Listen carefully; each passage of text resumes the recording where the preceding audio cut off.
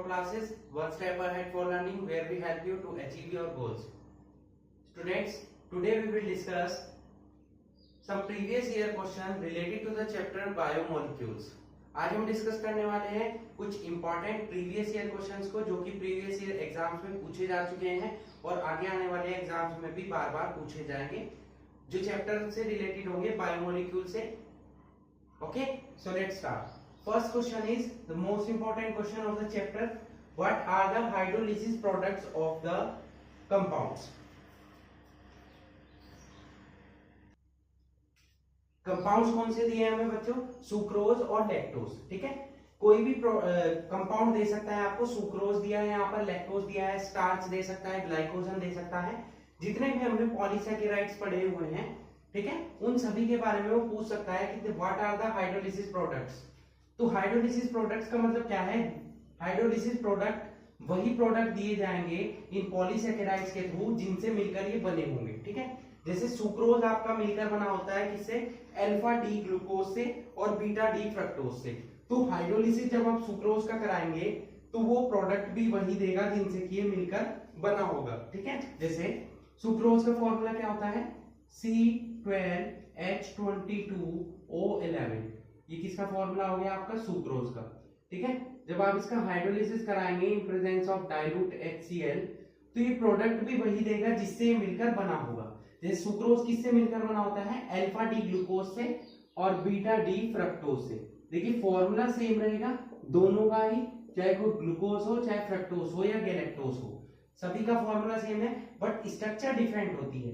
तो सुक्रोज किससे मिलकर बना होता है? अल्फा डी ग्लूकोज से, अल्फा डी ग्लूकोज से और बीटा डी फ्रक्टोज से.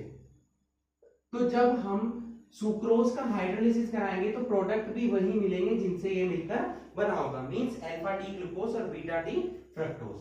ठीक है, क्लियर हुआ है ना?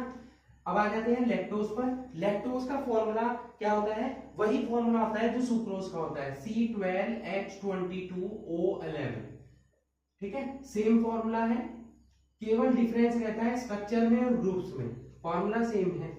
इसका भी जब हम हाइड्रोलिसिस कराएंगे तो प्रोडक्ट मिलेंगे यही C6H12O6 और C6H12O6, बट इनका फॉर्मूला सेम है बट स्ट्रक्चर डिफरेंट होती है. लैक्टोज किससे मिलकर बना होता है? बीटा डी ग्लूकोज से और बीटा डी गैलेक्टोज से. बीटा डी ग्लूकोज से और बीटा डी गैलेक्टोज से ये इनसे मिलकर बना होता है. तो इन्हीं को ही क्या करेगा? हाइड्रोलिसिस प्रोडक्ट की फॉर्म में वो सेपरेट करेगा, beta D glucose, beta D galactose. Clear हुआ? तो आपको बहुत इंपॉर्टेंट है ये याद होना कि जो कंपाउंड्स बने हैं वो उनकी मोनोमर यूनिट्स क्या है, वो किससे मिलकर बने हैं. जैसे सुक्रोज किससे मिलकर बना है? अल्फा डी ग्लूकोज और बीटा डी फ्रक्टोज से. तो जब हाइड्रोलिसिस कराएंगे तो हाइड्रोलिसिस के थ्रू प्रोडक्ट भी वही दोनों मिलेंगे. सेम ऐसे ही लैक्टोज मिलकर बना होता है बीटा डी ग्लूकोज और बीटा डी गैलेक्टोज से. तो हाइड्रोलिसिस के बाद वो इन्हीं दोनों प्रोडक्ट को सेपरेट करता है. क्लियर हुआ? ये क्वेश्चन बहुत इंपॉर्टेंट है, एग्जाम में बहुत बार पूछा जाता है. कंपाउंड चेंज हो सकता है आपसे स्टार्च पूछ ले, ग्लाइकोजन पूछ ले, सेलुलोज पूछ ले, वो चेंज हो सकता है, बट रिपीटेशन इसी क्वेश्चन का बार बार हुआ है, इसलिए हमने यहाँ पर ये क्वेश्चन इंक्लूड किया है. क्लियर हुआ आपको? चलिए नेक्स्ट है second question. What are the monosaccharides? Give some examples. Monosaccharides क्या होते हैं? क्या होते हैं मोनोसैकेराइड्स? ये वो सिंपलेस्ट कार्बोहाइड्रेट्स होते हैं जिन्हें और डिसोसिएट या और हाइड्रोलाइज नहीं किया जा सकता है. ठीक है, मोनोसैकेराइड्स क्या होते हैं? Simplest carbohydrates that can not be further hydrolysed to give smaller carbohydrates. ये सबसे छोटे कार्बोहाइड्रेट्स होते हैं, इन्हें और डिवाइड नहीं किया जा सकता. जैसे ग्लूकोज है, गैलेक्टोज है, फ्रक्टोज है, ये स्मॉलेस्ट कार्बोहाइड्रेट है, इन्हें डिवाइड नहीं कर सकते. जबकि सुक्रोज को हम डिवाइड कर सकते हैं, अभी हमने डिवाइड किया है, देखो फर्दर हाइड्रोलाइज हम इन्हें कर सकते हैं. ठीक है, क्लियर हुआ है ना? ये उनकी डेफिनेशन. बाकी ये क्या होते हैं? They are poly hydroxy aldehydes, जिसे हम एल्डोज बोल सकते हैं, एंड पॉलीहाइड्रोक्सी कीटोन्स, ठीक है, जिन्हें हम क्या बोल सकते हैं, कीटोस। क्लियर हुआ है ना? ठीक है, मतलब अगर ये पॉलीहाइड्रोक्सी एल्डिहाइड ग्रुप भी हो सकता है, इनमें कीटोन ग्रुप भी हो सकता है। अगर ये पॉलीहाइड्रोक्सी एल्डिहाइड्स है, मतलब इनमें एल्डिहाइड ग्रुप है, तो इनको हम शॉर्ट में क्या बोलते हैं, एल्डोस। ठीक है, जैसे ग्लूकोज है, ग्लूकोज एक एल्डोस का एग्जांपल है क्योंकि इसमें एल्डिहाइड ग्रुप है। सिमिलरली पॉलीहाइड्रोक्सी कीटोन्स हो गए, अगर इनमें कीटोन ग्रुप होगा तो इनको क्या बोलेंगे, कीटोस। जैसे कि फ्रक्टोज, फ्रक्टोज में क्या है, कीटोन ग्रुप है। दोनों में डिफरेंस ही यही है, बस देखो फॉर्मूला सेम है, बट ग्लूकोज में एल्डिहाइड ग्रुप प्रेजेंट होता है, फ्रक्टोज में क्या हो जाता है, कीटोन ग्रुप प्रेजेंट होता है। ठीक है, एग्जांपल देख लेते हैं इनके।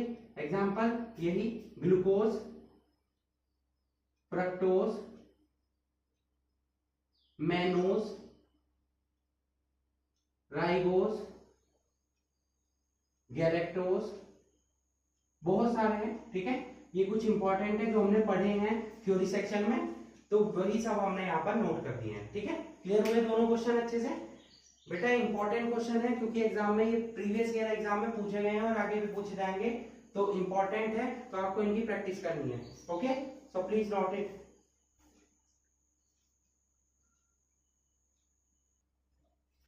नेक्स्ट क्वेश्चन है बच्चों हमारा, व्हाट आर रिड्यूसिंग शुगर्स। ठीक है, ये क्वेश्चन मैंने आपको थ्योरी सेक्शन में भी पढ़ाया था। रिड्यूसिंग शुगर क्या होते हैं, रिड्यूसिंग और नॉन रिड्यूसिंग शुगर, दो टाइप की शुगर्स होती हैं, एक तो रिड्यूसिंग होता है और एक नॉन रिड्यूसिंग होता है। रिड्यूसिंग शुगर क्या होती है, जिनमें की एल्डिहाइड और कीटोनिक ग्रुप जो है वो फ्री होते हैं। फ्री होंगे तो वो किसी और से क्या करेंगे, रिएक्शन करेंगे।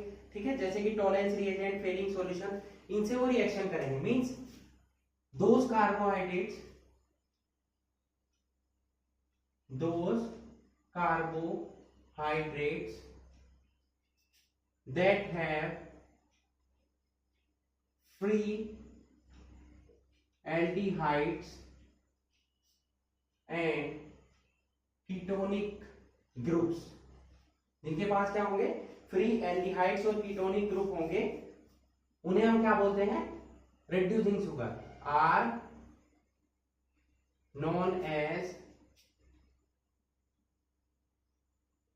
known as reducing sugars। ये क्या होंगे, reducing sugar होंगे, मींस ये reduce कर देंगे, they reduce tolerance reagent into silver mirror।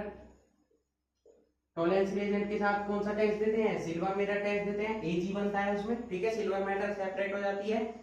और दूसरा कौन सा कंपाउंड लेते हैं, Fehling solution, and Fehling solution into red precipitate of Cu2O। ठीक है, उसमें कॉपर प्रेजेंट होता है, तो उसका ये क्या कर देते हैं, ऑक्सीडेशन कर देते हैं। ठीक है, Cu2O में। क्लियर हुआ है ना? एग्जांपल्स, जितने भी मोनोसैकेराइड्स हैं, ऑल मोनोसैकेराइड्स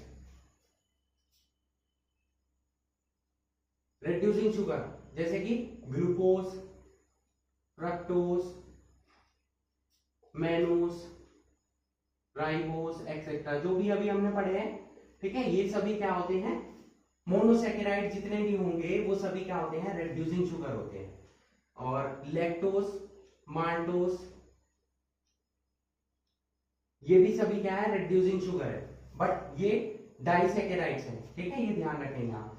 सुक्रोज भी एक डाइसैकेराइड है, बट ये नॉन रिड्यूसिंग शुगर है, ये रिड्यूस नहीं कर पाता है इनको। क्यों नहीं कर पाता है, रीजन क्या होता है रिड्यूसिंग और नॉन रिड्यूसिंग शुगर का, कि इसमें फ्री एल्डिहाइड और कीटोनिक ग्रुप प्रेजेंट होते हैं रिड्यूसिंग शुगर में। जब वो फ्री होंगे तो वो क्या करेंगे, दूसरों के साथ रिएक्शन करेंगे। अब यहाँ पर क्या है, सुक्रोज में एल्डिहाइड और कीटोनिक ग्रुप फ्री नहीं है, तो वो दूसरे से रिएक्शन ही नहीं करेंगे, तो उसको रिड्यूस कैसे करेंगे। ठीक है, ये ध्यान रखेंगे आप, इंपॉर्टेंट क्वेश्चन है, so please note it.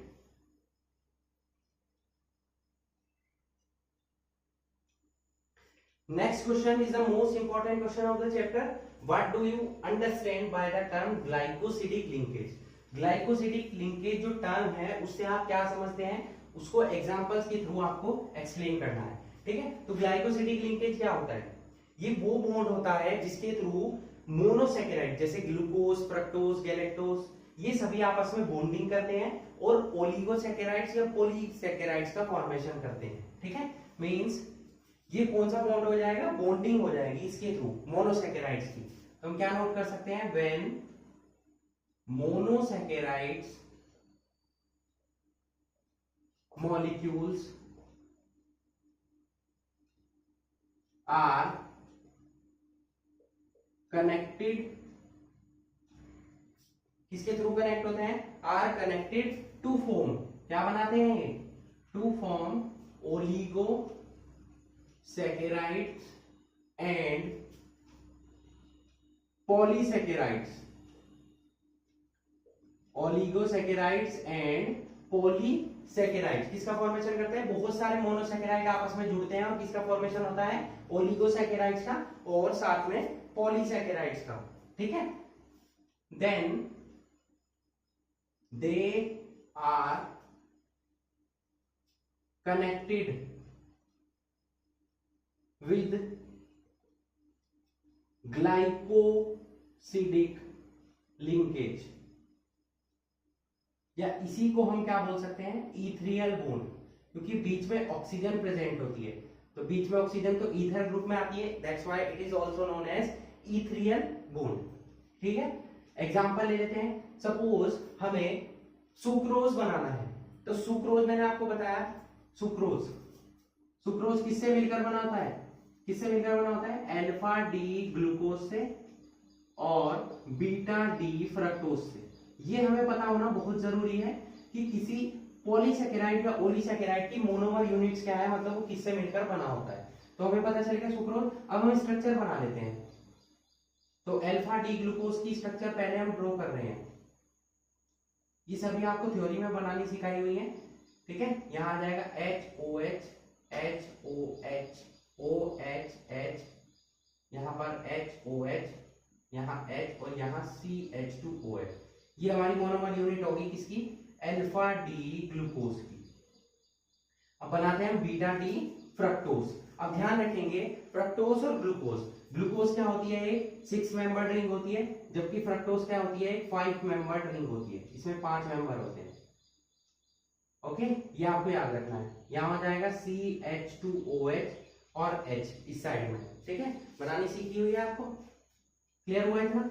But हमें बनानी क्या है, देखिए अल्फा में तो ये ऊपर आता है, बीटा में क्या हो जाता है, ये नीचे आ जाता है, यहाँ पर अपोजिट हो जाएगा, यही ध्यान रखना है बस। यहाँ पर यहाँ आ जाएगा क्या आपका, बीटा में H ऊपर आ जाएगा और CH2OH यहाँ पर नीचे आ जाएगा, ये दोनों अपोजिट हो जाएंगे, ठीक है। यहाँ ऊपर क्या आएगा H, यहाँ OH और यहाँ क्या आ जाएगा OH और H, इसके जस्ट अपोजिट हो जाता है, ग्लूकोज के बिल्कुल अपोजिट होगा, ठीक है। यहाँ पर आ जाएगा कौन सा ग्रुप, CH2OH ग्रुप, और यहाँ आ जाता है OH ग्रुप। अब यहीं से बॉन्डिंग होगी, देखिए ये बन गया बीटा डी फ्रक्टोज, पहले हमने क्या बना ली, दोनों की स्ट्रक्चर बना ली, अब दोनों की बॉन्डिंग होगी। बॉन्डिंग कैसे होगी, यहां से वाटर मॉलिक्यूल सेपरेट हो जाएगा, इसको हम ऐसे नोट कर लेते हैं, तो यहां से वाटर मॉलिक्यूल सेपरेट होगा, तो इसको हम हटा देते हैं यहाँ से हटने के बाद ऑक्सीजन बचा, तो ये दोनों किसके थ्रू जुड़ जाएंगे, ऑक्सीजन के। यही बॉन्ड हमारा क्या होता है, ग्लाइकोसिडिक लिंकेज। देखिए बीच में क्या आ रहा है, ऑक्सीजन, इसीलिए ईथरियल बॉन्ड भी हम इसको बोल सकते हैं। अब ओवरऑल अगर देखा जाए तो ये किसका मॉलिक्यूल बन गया है, सुक्रोज। ये किसकी स्ट्रक्चर बन गई, सुक्रोज की। बीटा डी ग्लूकोज और बीटा डी फ्रक्टोज ने आपस में बॉन्डिंग की ग्लाइकोसिडिक लिंकेज के थ्रू। यही बॉन्ड, ये जो बॉन्ड है हमारा, यही हमारा क्या कहलाता है, ग्लाइकोसिडिक लिंकेज। इसका फॉर्मेशन किया दोनों ने, सुक्रोज का। समझ आया क्वेश्चन आपको। इसी तरीके से आप किसी और एग्जांपल को भी ले सकते हैं, सुक्रोज की जगह लैक्टोज, माल्टोज, ये सभी मैंने थ्योरी में आपको कराए हुए हैं, बट यहाँ पर हमने सुक्रोज का एग्जांपल ले लिया क्योंकि अच्छा एग्जांपल है और ये इजी भी रहता है बनाने के लिए, तो इसको आप बना सकते हैं, ठीक है। So please note it.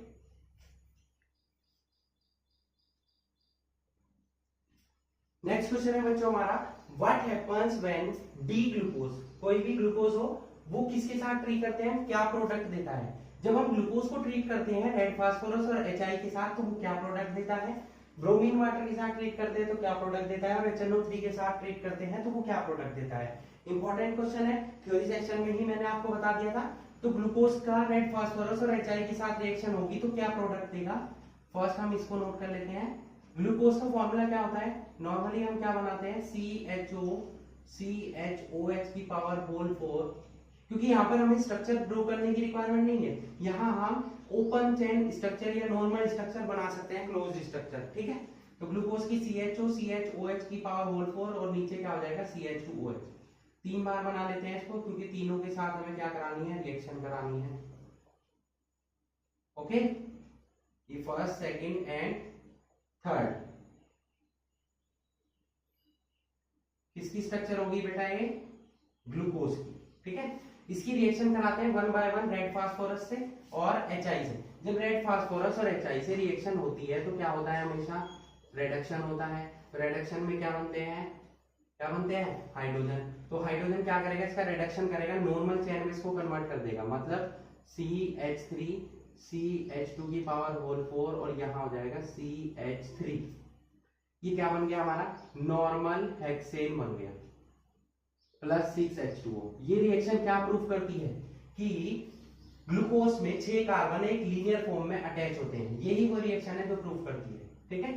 तो ग्लूकोज का रेड फास्फोरस और HI की प्रेजेंस में रिडक्शन होगा और क्या बनेगा, नॉर्मल हेक्सेन। क्लियर हुआ। नेक्स्ट चलते हैं, ब्रोमीन वाटर, Br2 और वाटर से जब रिएक्शन होती है तो क्या होता है, Br2 और वाटर से रिएक्शन होने पर क्या होता है, यहाँ रिडक्शन हुआ और यहाँ क्या होता है, ऑक्सीडेशन।